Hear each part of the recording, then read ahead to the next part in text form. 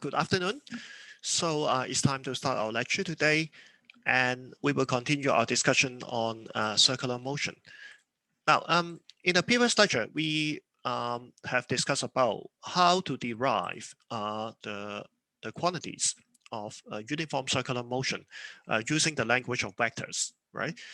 We actually can write down the position vectors in terms of Cartesian coordinates and in terms of the angular velocity omega. So by differentiating this vector, I can get the velocity of the particle and also the acceleration. And so we can just derive the relationship between the linear and angular velocity v equal to r omega, and also the expression for the centripetal acceleration a equal to omega square r very easily by doing this differentiation. So there's no need for us to resort to the geometrical figure in this direction. We simply write down the expression and we derive it derive the required expression by doing a differentiation.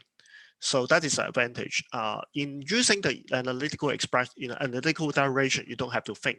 You just follow the rules and you just derive it by using a straightforward differentiation. Now, but nevertheless, I can have a very brief review with you on how to derive the centripetal force in high school physics. Okay, now this is the velocity. This is the position of the object at a certain time t, and the velocity vector is perpendicular to that direction. Is perpendicular to the position vector, so it is tangential to the circle. So this is v, the velocity at time t. Okay, and in a certain, in a very small time interval delta t, the particle has moved an angle of delta theta, where delta theta is given by the angular velocity multiplied by that small time interval. So omega multiplied by delta t is delta theta. So the particle moves from here to here. Okay, and the magnitude of the velocity, that is the speed of the particle, doesn't change, but the direction of the velocity does change. So initially the velocity is this vector, but now the velocity becomes this vector. So I denote this by v t plus delta v t plus delta t. Okay, the two vectors are the same in magnitude, so the speed doesn't change, but they are different in direction. Okay, now you can easily see from this figure, because the velocity vector is always perpendicular to the position vector.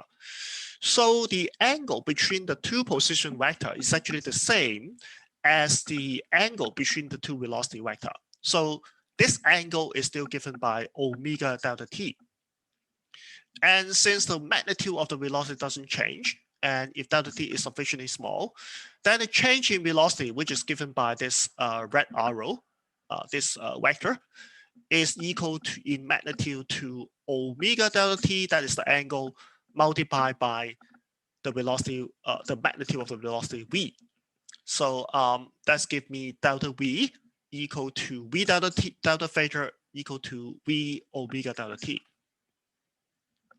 And if I divide the expression by delta t, I got the acceleration. And the acceleration is equal to, after dividing by delta t, equal to v omega. But I know that v is equal to r omega, so I can rewrite the everything in terms of omega, and that is r omega squared. Okay. Or if you like, you can write the expression in terms of v and r only, and that gives you v squared for r. That is how we derive the centripetal acceleration in high school. And you can see from this figure, by comparing these two vectors, you can see the vector delta t points exactly towards the origin of the circle when delta t is sufficiently small. So that means the acceleration is centripetal. That is towards the origin. Okay, so that's how we derive it in high school. Before leaving this chapter, we wanted to have a brief discussion on the so-called relative velocity and relative acceleration. This is useful, especially when we are going to discuss about rotation. Okay, when we discuss about rotation of a rigid body, this concept of relative velocity will become very useful. Now, suppose we have a fixed reference point, O. Okay, I call this fixed reference point O. That is a coordinate origin, and we have two boats. Okay, A and B now in a sea. Okay, and this fixed point may be a lighthouse, maybe. So a person in a lighthouse measure the position of these two boats on the sea, and the position of boat A is given by this vector RA, and the position of the boat B at a certain instant is given by another vector RB. And you can easily see that the vector RB minus RA is a vector that points from boat A to boat B, which is indicated by the red line, by the red arrow. So what is this vector?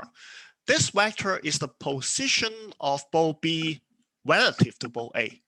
That is, when I see boat B from the point of view of an observer sitting on boat A, I see that boat B is in this direction and is described by this vector. And its distance is described by this vector. Okay. So that means there's a relative position. And so I would like to denote this vector by RBA. RBA is equal to RB minus RA. Okay. So that is the position of B relative to an observer in boat A. Okay. And if you like, you can differentiate the both sides of this equation. When I differentiate the right-hand side, dRB dt and dRA dt, they are, of course, the velocity of boat B and boat A relative to an observer on the ground, to a fixed observer O. Okay, but the differentiation of the vector RBA will give you the velocity of boat B relative to the observer in boat A. So that means a observer sitting on boat A, he will see boat B moving with this velocity relative to him. Okay, it is not relative to a stationary observer on the ground, but relative to an observer in boat A, which is itself is moving. Okay, so that is the idea of relative velocity. Now we can differentiate this expression once more. Okay, to get the acceleration. And of course, on the right-hand side, we get the acceleration of B minus the acceleration of A. That is relative to the fixed origin. Okay, but on the left-hand side, we got the expression, we got the acceleration of B relative to A again. That is the relative velocity. Okay, so it's easy to remember. VBA is just VB minus VA, and ABA, the acceleration of B relative to A, is just AB minus AA. Okay, so it's easy to remember. Now, how do we apply this concept when we discuss about, for example, rolling? Do you know a body rolling on the ground, just like this circular body? I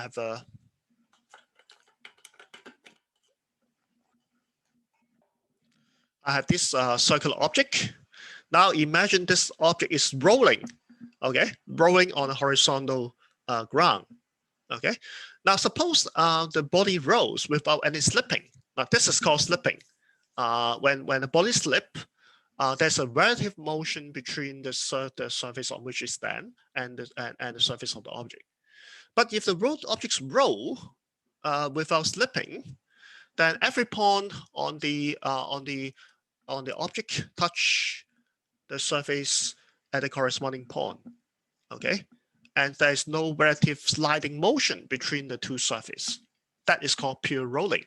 Now we shall study a object which is rolling purely on the horizontal surface, and see how the speed of the object is related to its angular velocity. Okay. Now suppose at a certain moment, the point A of this object, it touches the ground. Okay, so now in this figure, the point A touches the ground, and the body rolls forward, such that at another time interval, at a small time interval later, the point B get in touch with the ground. Okay, so how far has the body moved forward? Well, the body has moved forward at distance I call delta S. Okay, delta S is the distance moved forward by the object during that time interval. But since the body is rolling without slipping on the surface, this length, delta S, will be the same as the arc length between the 2 points A and B. Okay, the arc length along the object between the point A and B. Okay, is equal to the delta S, the length the distance that the body has moved forward. And in this time interval, the arc length is subtained an angle delta theta at the center of the circular object, and this is exactly the angle turned through by the object in this time interval. Okay, so that means if I relate delta theta with delta S, I would like to write down this equation. The arc length AB, or the distance delta S that the body has moved forward, is equal to the radius of the circular object multiplied by the angle delta theta that the object has turned. Okay, so delta S is equal to R delta theta. If I divide the whole equation by delta T, and we take the limits where delta T tends to 0, the left-hand side will becomes the velocity of the object, as a whole moving forward, right? Because the object is moving with a velocity forward as it rolls. Okay, so that becomes the velocity of the whole object, and the right-hand side would become R d theta dt. But the d theta dt is what? D theta dt is the angular speed of the rotation, right? So I have this relation. The velocity of the center of the object, v, is equal to the radius of the object multiplied by the angular velocity. Okay, so that is a simple relation when a body roll without slipping. Okay, now we emphasize that this is V. This is capital V. We use a symbol capital V instead of small v to denote this velocity, because what we mean here is not the linear velocity at the rim of a circle. Is not that. What we mean here is the translational velocity of this circular object along the table. Okay, that is the velocity that is the body is moving forward. Okay, so instead of using small v, which usually denotes the linear velocity at the rim, we use the big V to denote the velocity of the object as a whole. Okay, so that is the idea. Now, I show you this example because you will find this useful when we discuss about rotational motion in chapter 6. I think chapter 7. Okay. Now, the interesting thing is that the motion, the pure rolling motion, can actually be thought of consists of two motion added together. The first motion is that the object is rotating without any translational motion. It's purely rotating about its center with an angular velocity omega. Okay, so when we are going together with this object, we can see this object is rotating about the center with the angular velocity omega. So the point here has a velocity r omega, the linear velocity r omega, and the point at the top has opposite velocity r omega to the right. Okay, so the point at the top and the point at the bottom, they have equal and opposite velocity. This is the linear velocity at the rim of the circumference of the body. Okay, but that will suppose another motion, and the another motion is that the object as a whole is moving with a velocity big V relative to the ground. If you add up this two velocity, okay, that will result in a pure rolling motion of the object on the ground. Okay. Now, but if you are looking at the point of contact, if you are looking at the point in which the object just touched the ground, you will find that this point has an instantaneous zero velocity. The reason is that for the pure rolling motion, the rim at the bottom point of the rim is moving to the left with a velocity r omega. But the translational motion of the body as a whole is to the right, again with the same velocity v, because we know that v is equal to r omega. Is that right? So that means the two velocity cancel each other. Okay, the rotation caused the object to move to the left, but the translation caused the object to move to the right.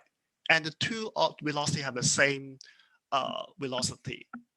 So if you add up the two velocity, and that gives you the velocity of this point relative to an observer stationary on the ground, that will give you zero. Okay, so that means this point is instantaneously at rest. Okay, the point that the object touched the surface is at this instant at rest. Okay, so that is an interesting thing. But of course, when the object rolls again, this point will leave the surface, and another point will get in touch with the ground. But at any time, the point that the object touched the ground is instantaneously at rest. Okay, so that is an interesting feature to note. So let's end our discussion here for the part of circular motion, two-dimensional motion. Do you have any questions at this point?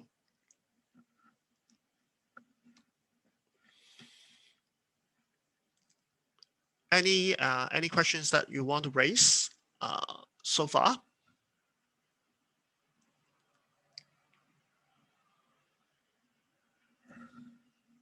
Now, if not, then we will start a new chapter. But before that, we want to have a brief review with you on integration. Okay, because the new chapter, the new chapter is concerned with solving problems in kinematics, and that involves integration. Okay, it involves solving differential equation, and that involves integration. So before starting the new chapter, we would like to have a brief review on integration with you. Okay. So I share the screen of the PowerPoint.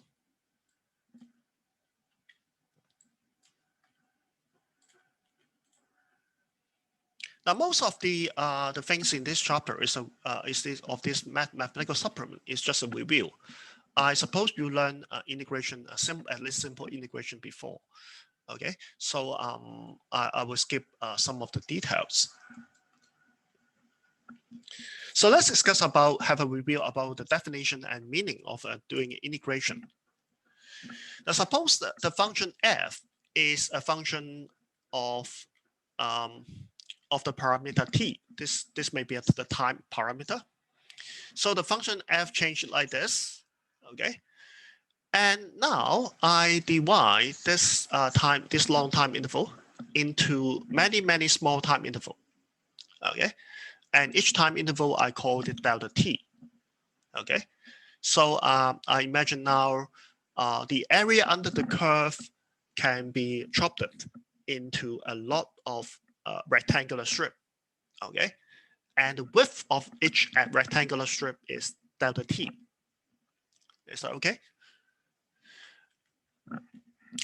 Now I pick out the ith strip. Okay, and the time at the middle of that time interval is ti. Okay, so now I evaluate the function f at the time ti, and I get fti, which is the height of the strip, of course, right? The height of the strip at the middle of the time interval. Okay, and if I multiply the height of the strip with delta t, I got the area of the strip, and that is labeled, that is indicated by the orange part. Okay, okay, the orange area is fi delta t. I can form a summation of all the strip. Okay, I pick the time interval ti. I can pick the time interval ti plus 1, ti plus 2, etc. And I form a summation of all the function evaluated at the ti multiplied by delta t. And I do the whole process from the beginning time t to a final time t. Okay, so I form this limit. I form this summation. And eventually, you can see this summation will give all the area of the vertical strip.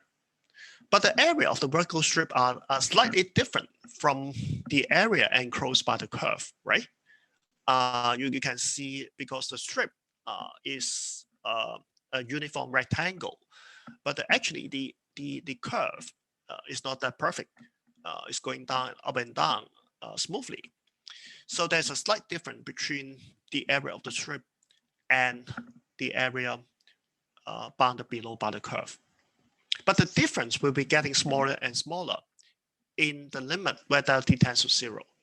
And when delta t tends to 0, this summation will tend to the area bounded below by the curve. Okay, and that is called a definite, and that is called the indefinite integral of f with respect to t. Okay. So this limit, this summation in a limit delta t tends to 0 defines the integral, and the integral has a value equal to the total area under the curve. We normally denote the function inside the integral sign by the term integrand. Integrand means the function inside the integral sign. Okay, and after doing the integration, you get the area enclosed by the curve. Now, the area enclosed by the curve has positive or negative value. If the function f is larger than 0, then you got a positive area upon integration. But when f is smaller than 0, you get a negative area. So sometimes when you integrate, for example, a sine function from 0, say 0 to pi, 0 to 2 pi, you get a 0 result. The reason is that the positive area will cancel with the negative area.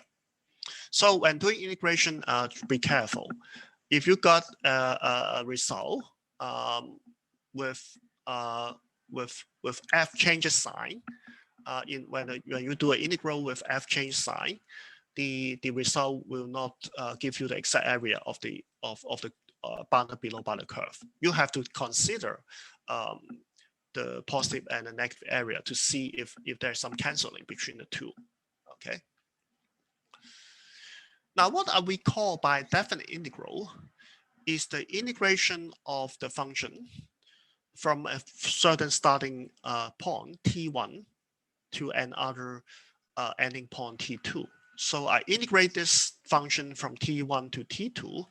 I get the area under the curve from the parameter t1 to t2. So that is indicated by the yellow area.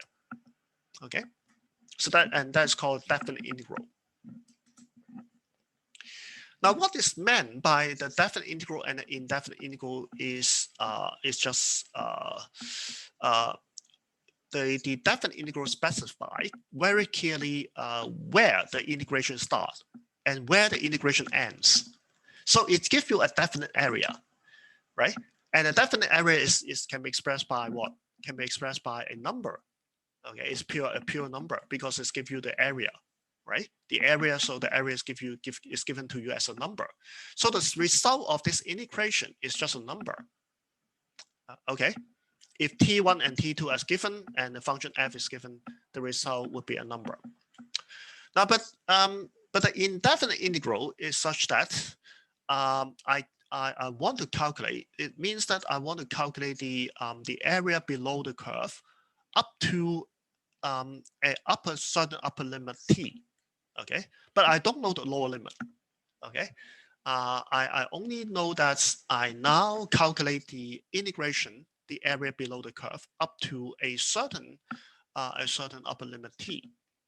Okay, so the integration of f dt actually means I integrate this function with an unknown limit up to a certain value, certain arbitrary value. I call this value t. So that returns a function. instead of returning a number, that returns you with a function as a function of t. Okay.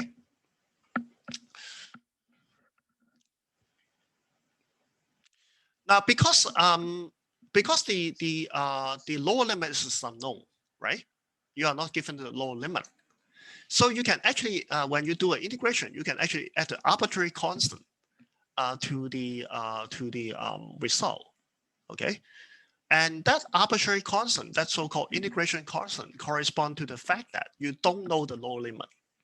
Okay, so the expression will, the indefinite integral will only give you the area up to a certain parameter t. But the lower limits, and since the lower limit is unknown, that involve an undetermined integration constant. Okay, that is the meaning of the integration constant. Now the integration integral can add up very easily. Suppose we have an integration from a to b, and that is represented by the pink area here. And we have an integration from b to c, and that is indicated by the yellow area, the orange area. If I add up the two integral, the intermediate point b will disappear, and I would simply add these two area, and that gives me an area from a to c, and that's the integral from a to c. Okay, so the area simply add up when I add the two integrals. And now we will have a brief review of the fundamental theorem of calculus. Okay, the fundamental theorem of calculus can be stated as following. If I have a function that I call big F, I differentiate that function and I call the derivative small f, then that's equivalent to saying that when I integrate the small f over t, I get a big F. Okay, so these two statements are actually equivalent to each other. That is one way of stating the so-called fundamental theorem of calculus. And there's also another way to state the fundamental theorem of calculus. Suppose now I want to state this statement in terms of a single function f. Okay, so let me substitute this small f in terms of df dt into this integral, and what I get is big F equal to the integral of the big F dt. Okay. Or if I like, I can use the small f to express everything. Okay, so I just substitute this integral for big F into the derivative here, and what I get is that the ddt integration of small f will give you back the small f. Okay, now both of this expression, you can see either this or this. The meaning is very clear.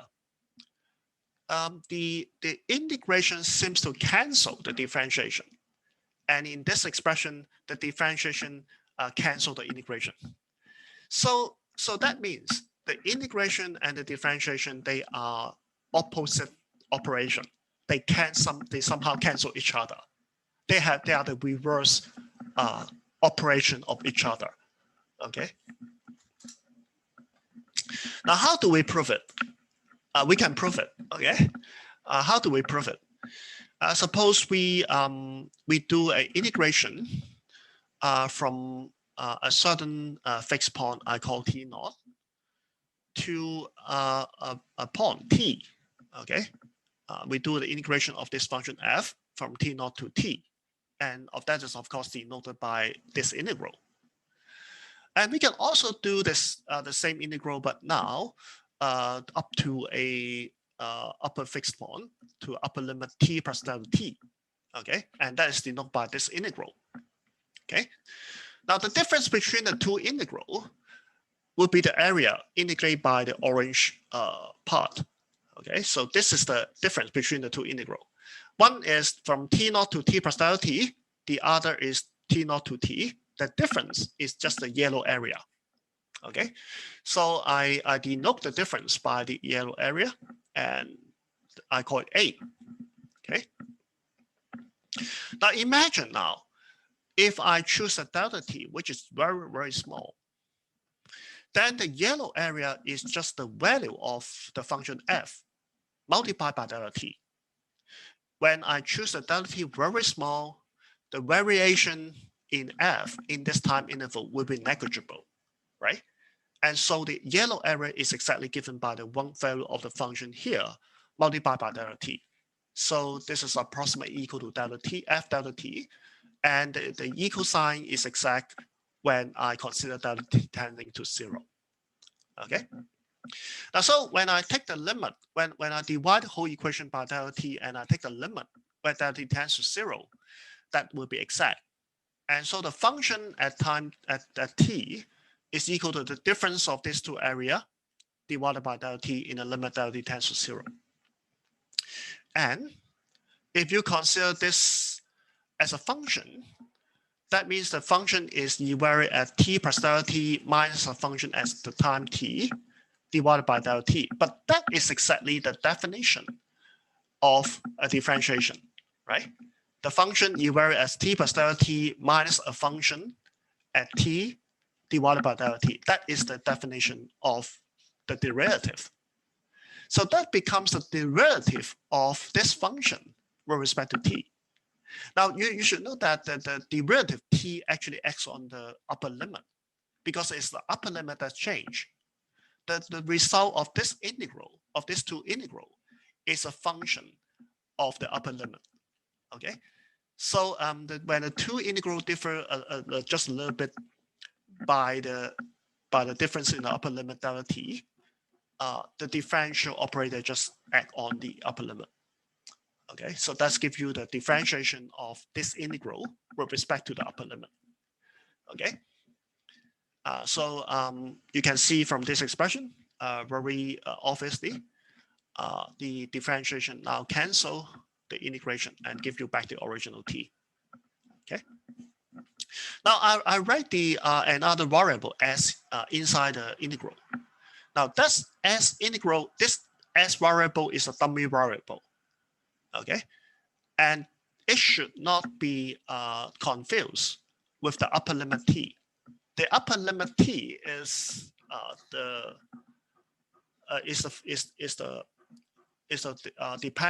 how the function depends on. But s is up as a dummy variable. You can choose whatever dummy variable you like. After doing the integration, the dummy variable will gone, and that will result in a function in the upper limit t. Okay.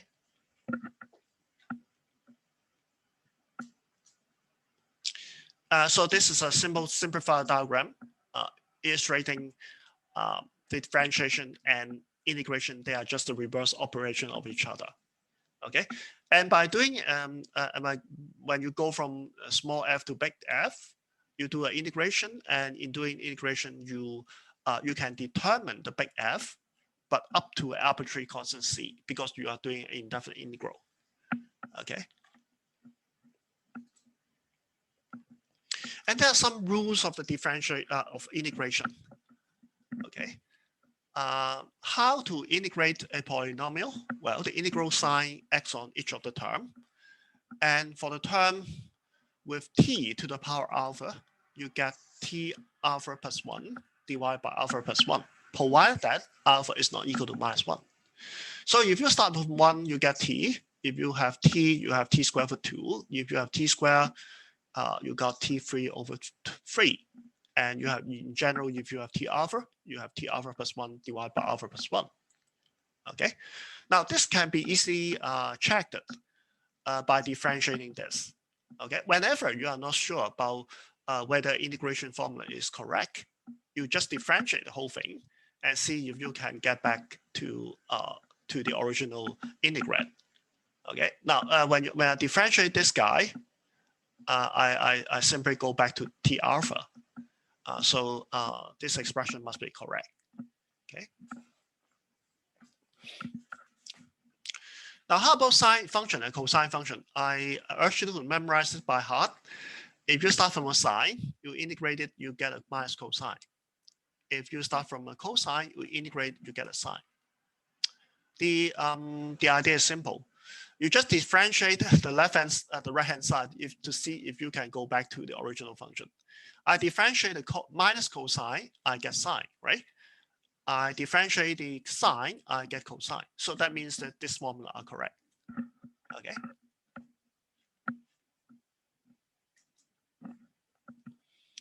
The exponential function, of course, go back to itself upon the integration, because the differentiating exponential function also goes back to itself, right?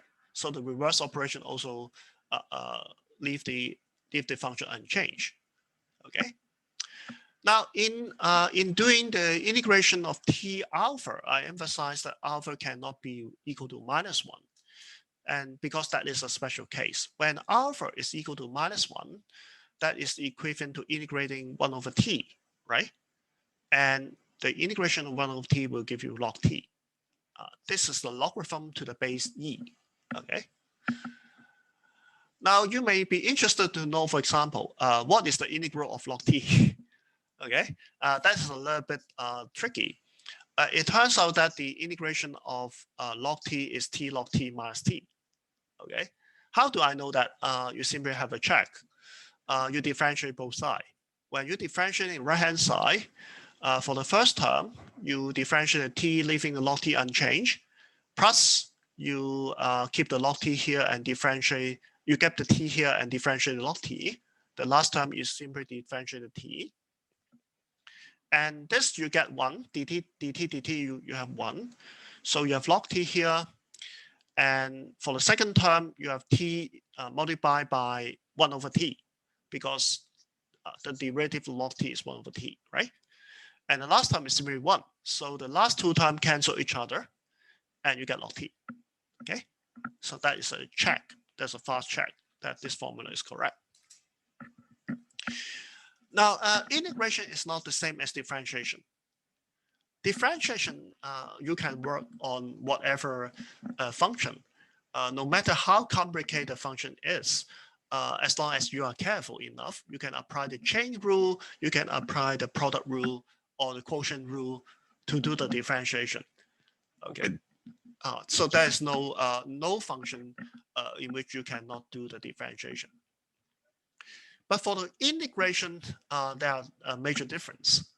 There is no general workable method to do an integration, okay?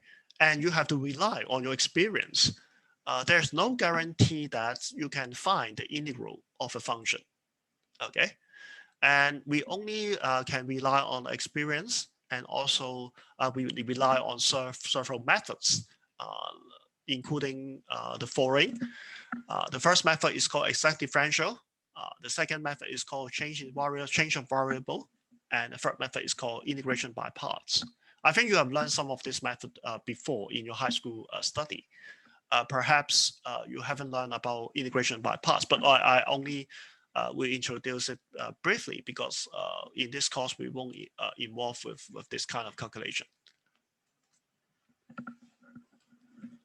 Now, what is exact differential?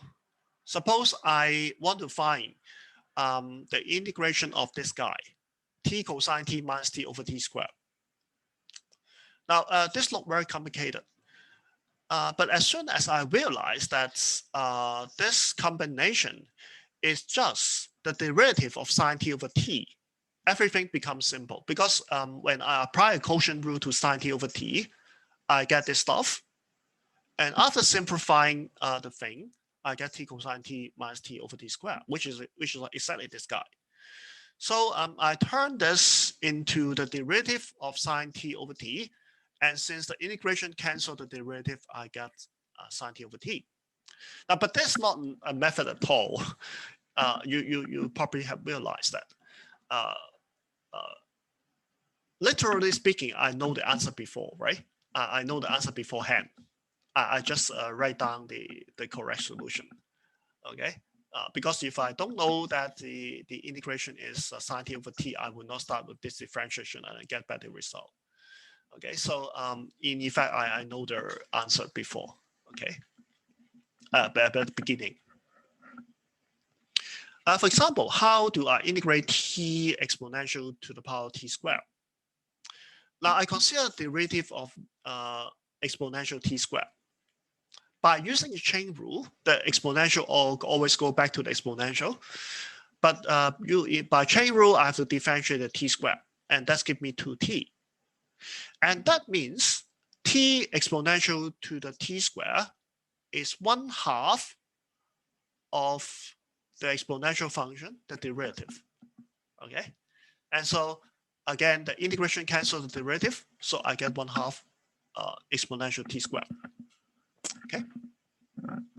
Again, I know the answer. Otherwise, I will not start with this and find its derivative. Okay.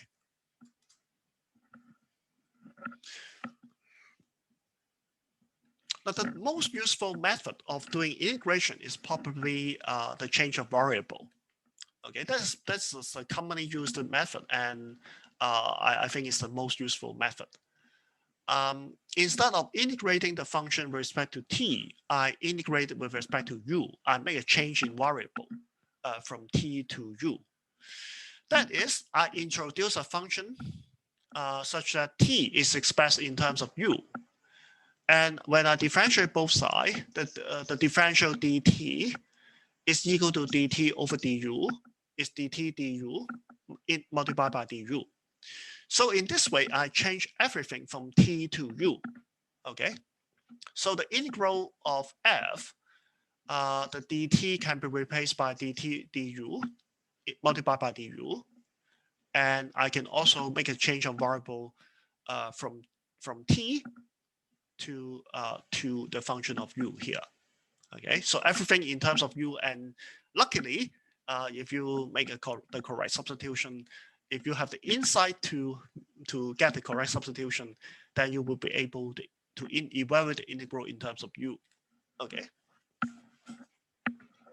Now, so let's have some simple example. Suppose I want to integrate sine t squared. Okay, sine t squared multiplied by t.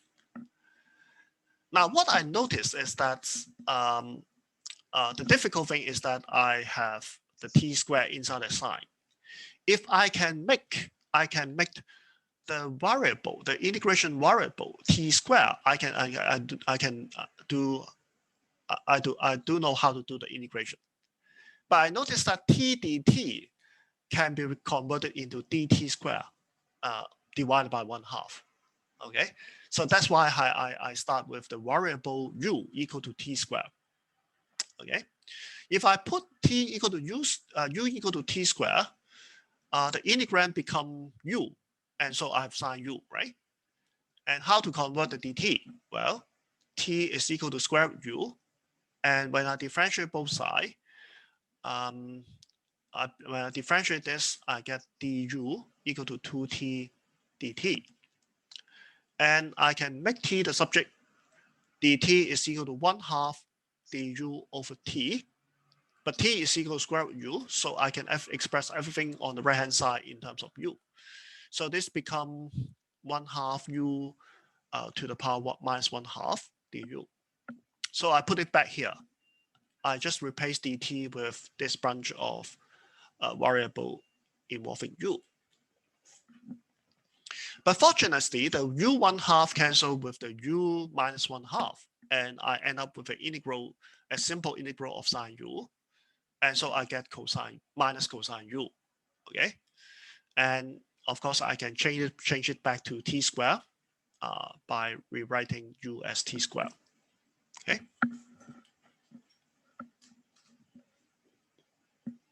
Now there's a shortcut. After doing this kind of integral for several times, you begin to realize a pattern. You can actually think in your mind. In your mind, you can actually think, well, the combination t dt can be written as the differential of 1/2 t squared, right? And in effect, you have make the substitution u equal to t squared. Okay. Now, if you do it in your mind and you put a t dt equal to d 1/2 t squared, and you move the 1/2 out, and that result in the integration of sine t squared with respect to the variable t squared. Okay, so in your mind, you just make the replacement of t squared as u, and you do the integral. And what you get is 1 minus 1/2 cosine t squared. That is what you got in the earlier slide. Now, physicists are frequently using this kind of integral. Okay, for example, integration of t over square root t squared plus a squared, where a is a constant. How to do this? Now, the difficult thing is with the t squared. The t squared is put under the square root sign together with the a squared. That is the difficult part. If I can convert my variable of integration to t squared, then I know how to integrate this. Okay, so I do the same trick again. Okay, I put t dt equal to 1/2 dt squared. And in this way, I can make a change of variable of t squared to u. Okay, in my mind, this is my u. Okay, and I can also get rid of the a square by adding a square to the differential, because the differential of a constant is 0. So I can add the arbitrary constant here, and so I can make the change of variable of this whole guy to u. And this guy become u raised to the power minus 1/2. So now I know how to integrate this expression. And of course, I get u raises to the power minus 1/2 plus 1 divided by minus 1/2 plus 1. Okay, I leave it to you in the rest of the step in your calculation. Okay.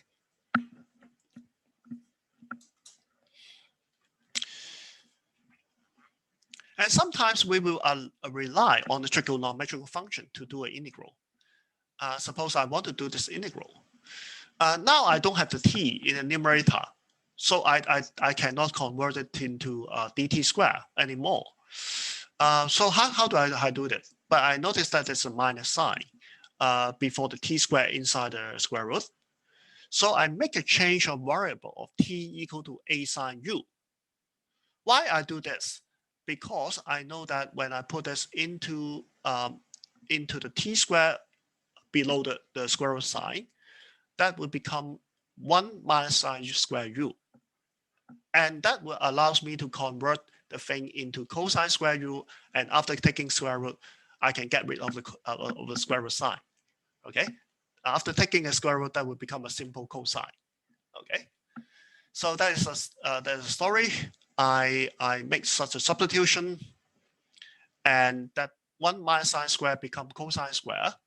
And when I take the square root sign, it becomes a cosine. And fortunately, in converting the differential, I differentiate dt, and I differentiate both sides of this equation. I get dt equal to a cosine u du. So there's a factor of a cosine u here. And that cosine u exactly cancel with the cosine u we got from the new denominator. And so that leaves me with a very simple integration of du, and so that is u.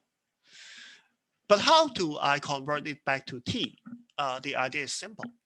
Look at this right angle triangle. Now this expression, t equal to a sine u, means if I let this angle to be u, then the hypotenuse will be a, and a sine u will be the opposite sine t. Okay? And that means if I want to write u in terms of t again, I can simply write u as arc sine of t over a. So that allows me to convert the u back to t. Okay. So that is the idea. Now, I probably will let you have a break, a short break here. But during the break, please think about how to evaluate this integral, integration of 1 over a squared plus t squared. Now, I give you a hint, then that hint is I substitute t as a tangent u. And you should be able to make use of the identity that 1 plus tangent square u is equal to secant square u. And also, when you differentiate the tangent, you got secant square. And secant is 1 over cosine. Okay. See if you can work out this integral during the break. Okay. So let's have a 10 minutes break. And after we come back, we will discuss about this example.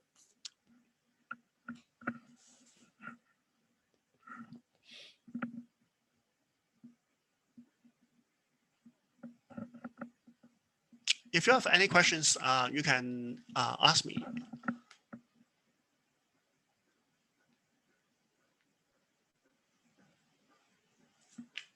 I stopped the recording first.